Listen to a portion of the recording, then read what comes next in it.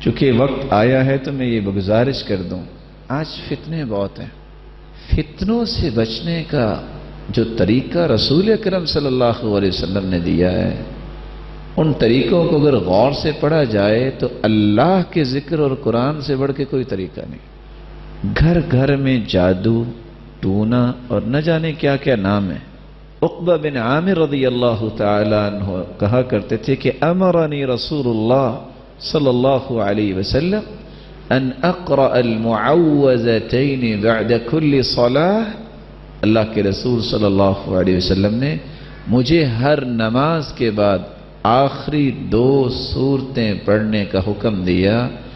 جو شخص وہ شام کے اذکار کرتا ہے اور پھر ہر نماز کے بعد اذکار، اور اس روایت کی روشنی میں ہر نماز کے بعد آخری 2 سورتیں، اللہ کی رحمت اور اس کے فضل سے نہ اس پہ کبھی جادو ہوگا نہ کبھی ٹونا ہوگا۔ اس لیے آپ ذکر پہ کبھی سودے بازی نہ کیا کریں۔ اور حیرانگی ہوگی آپ کو یہ بات سن کے، امام ابن تیمیہ رحمۃ اللہ علیہ، ہم نماز پڑھتے ہیں نا، تو نماز کے بعد حالانکہ نیکی کی غرض ہوتی ہے، محبت ہی ہوتی ہے، ایک دوسرے سے سلام کرتے ہیں، آکے چلو جی کوئی معزز آدمی آیا، ان سے کوئی سلام کرنا چاہتے وہ اپنے منہ پہ ہاتھ رکھ لیتے، کیونکہ اس وقت سنت کیا ہے؟ ذکر کرنا، سلام لینا نہیں ہے۔ اور ساتھ کہتے ہادیہ غدوتی، یہ میرا کھانا ہے، اگر میں نے یہ کھانا نہ کھایا تو میں زندہ ہی نہیں رہ سکتا۔ ذکر کرنے کے بعد پھر ملتے، اور ان کا اخلاق کتنا عالی تھا۔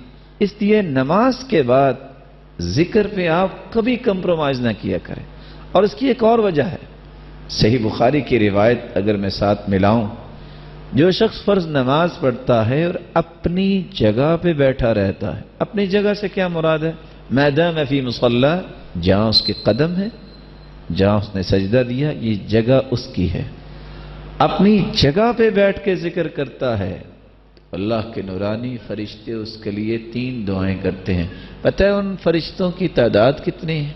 دوسری صحیح بخاری کی روایت ہے کہ ان للہ ملائکۃ سیارۃ فضلا، اللہ کے کچھ موبائل فرشتے ہیں جو ہر وقت زمین میں گردش کرتے رہتے ہیں، یبتغون مجالس الذکر، اور وہ اللہ کے ذکر کی مجالس کی تلاش میں ہوتے ہیں۔ فَإِذَا وَجَدُوا ذَلِكَ جَلَسُوا مَعَهُمْ، اگر ان کو کوئی ایسی مجلس مل جائے تو وہ بھی بیٹھ جاتے ہیں۔ وہ کتنے ہوتے ہیں؟ حَتَّى يَمْلَأُ مَا بَيْنَ السَّمَاءِ وَالْأَرْضِ، زمین اور آسمان کا خلا ان فرشتوں سے بھر جاتا ہے۔ ویسے کتنے کو ہو سکتے ہیں؟ اس کی تعداد میں اور آپ اندازہ کر سکتے ہیں۔ جس شخص کے لیے اتنے فرشتے 3 دعائیں کریں، اور دعا کیا ہے؟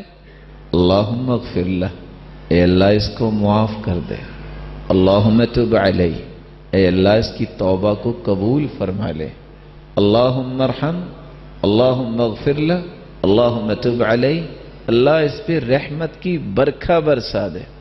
جس کو 3 دعائیں کھربوں فرشتوں کے مل جائیں، اور یہ بات طے شدہ ہے، فرشتوں کی دعا رد نہیں ہوتی۔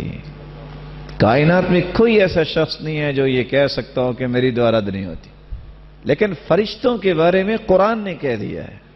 کیوں رد نہیں ہوتی فرشتوں کی دعا؟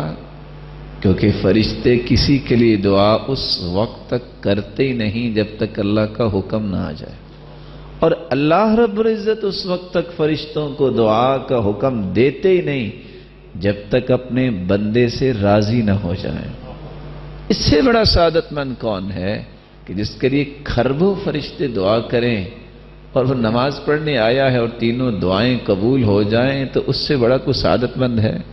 تو میں ادباً پھر گزارش کروں گا کہ آپ نماز کے بعد ذکر کیے بغیر اپنی جگہ سے نہ جایا کریں۔ ایسا ہی ہوگا انشاءاللہ۔ اللہ آپ سب کو عزت سے نوازے اور برکتوں سے نوازے۔